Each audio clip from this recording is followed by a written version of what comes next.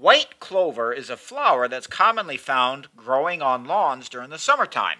If you look closely, you can see that a portion of these flowers have a slight pink or purple color. I wondered if a group of chemicals called anthocyanins were responsible for this pink color. You see, anthocyanins are responsible for the pink, red, and purple colors that we see in plants, fruits, and flowers. In fact, anthocyanin molecules can be made to display all the colors of the rainbow when they're treated with varied amounts of acid or base. I tried to extract some anthocyanins from the pink florets found in white clover. Well, I wasn't successful, but I did learn something new and unexpected.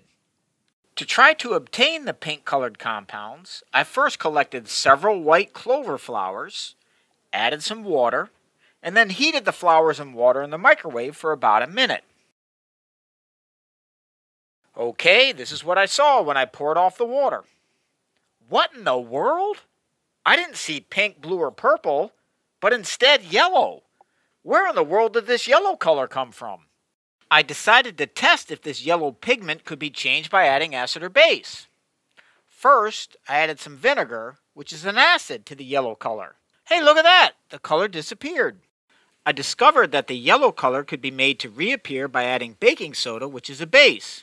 In fact, I could get the pigment to switch back and forth repeatedly, adding base to make the yellow color appear and acid to make it disappear. After searching through some scientific papers, I learned I probably collected some compounds known as Anthoxanthins from the white clover. Anthoxanthins are a class of chemicals that are yellow in base but colorless in acid.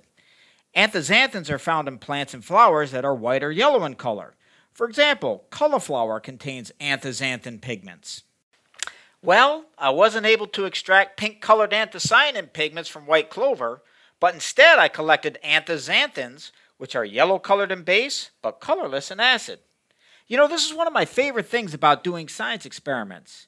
When you don't get the results that you originally expect, you often learn something new and surprising instead. Let me know in the comments if you try this experiment on your own, or maybe even try to extract anthoxanthin pigments from other white or yellow plants, like daisies or cauliflower. Happy experimenting!